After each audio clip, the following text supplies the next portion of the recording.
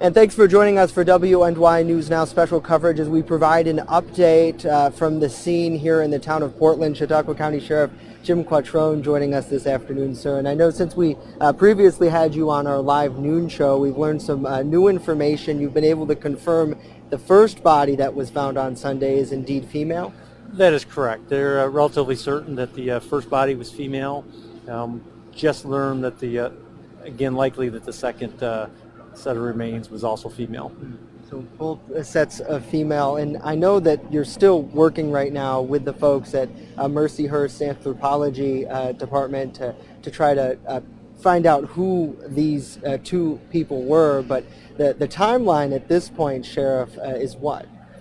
As far as finding out? Yeah, and piecing together, how long have these bodies been here? Sure. They believe that the first set of remains, skeletal remains, has been here for several decades.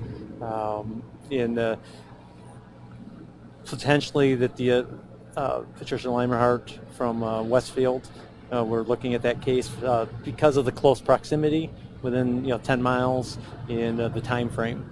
But we haven't ruled out any of the other missing person cases, specifically Lori Cesai-Beauvais or Corey Anderson. We have their dental records, so we are looking at those and doing a comparison. And we also have DNA from Patricia that we're going to be doing a comparison. Yeah, and for that, I know that those families have been waiting for decades to try to find some closure. If able to make that connection, how important is it for your department and for the community? I think for our department, the community, but specifically for the families, closure is important. We want to keep hope that people are still alive, but closure for family would be good to have, and we're going to continue to work hard at that. We have been working with the DA's office lately and trying to develop a unsolved case squad utilizing some retired investigators as well as current investigators to follow up on some of our unsolved cases. Yeah, and I know, Sheriff, this specific case of finding these two bodies you mentioned earlier is very strange. At this point, do you believe that they're connected in any way? At this time, other than the location, which is, characterized as strange, or we don't have any indicators that they're connected. But we have to think that could be because of the location. It's such a remote area, and to have two bodies located so close together. Yeah, and I know this Rails to Trails is a fairly new development. Has there been activity here before? Do you know? We're not criminal activity, Right. but we are told that this is a popular area for cars to park and people to walk.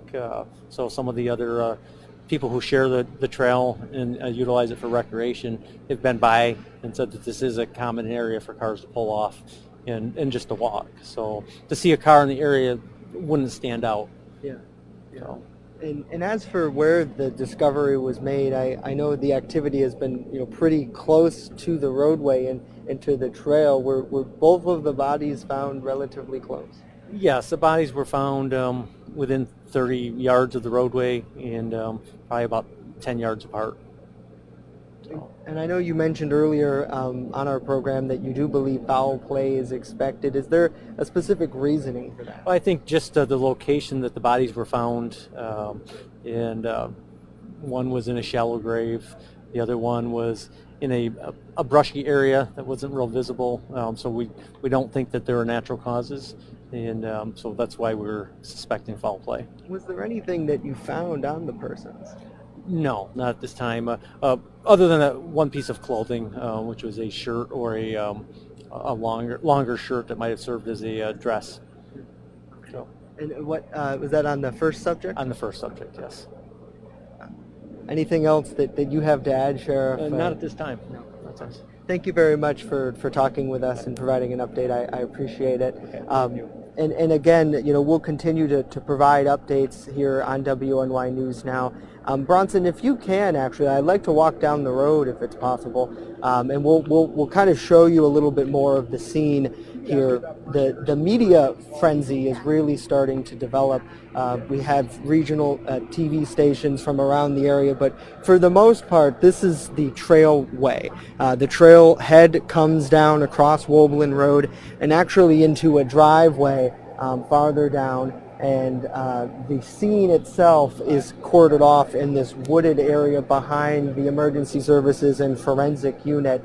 And much of the activity has been out of sight for this roadway. But if we can actually walk further down, I'll show you the wooded area that the sheriff was talking about just a few moments ago on our Facebook Live. And you see this is where the discoveries, one of them, was made.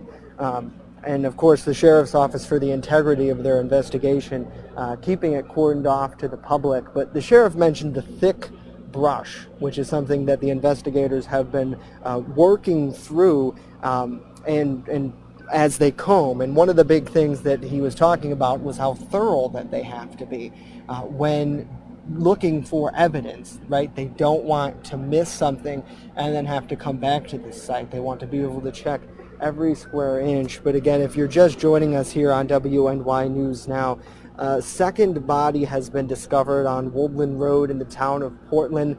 The discovery was made actually Monday evening here, with the sheriff's office confirming it to us early this morning.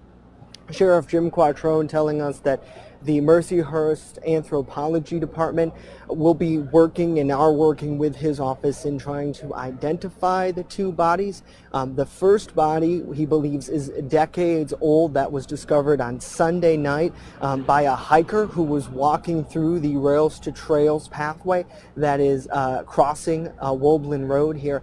And the sheriff saying they were searching for their keys at the time, and that's when they discovered what they thought was a human skull. After calling law enforcement, they confirmed that, and the anthropology department got involved now trying to identify them. He hopes dental records will be able to give closure to several cases.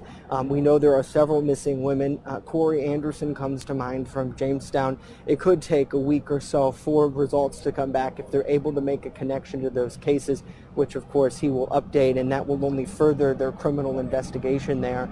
And then today and overnight, they found that second body here on Woblin Road, which he says is more recent in nature and a discovery. Something that the sheriff says, other than location, he doesn't believe that they're connected, but nevertheless telling us, quote, strange for sure. We will, of course, continue to provide updates here on air and online at WNY News Now. Otherwise, reporting now live in the town of Portland, I'm Justin Gould, WNY News Now.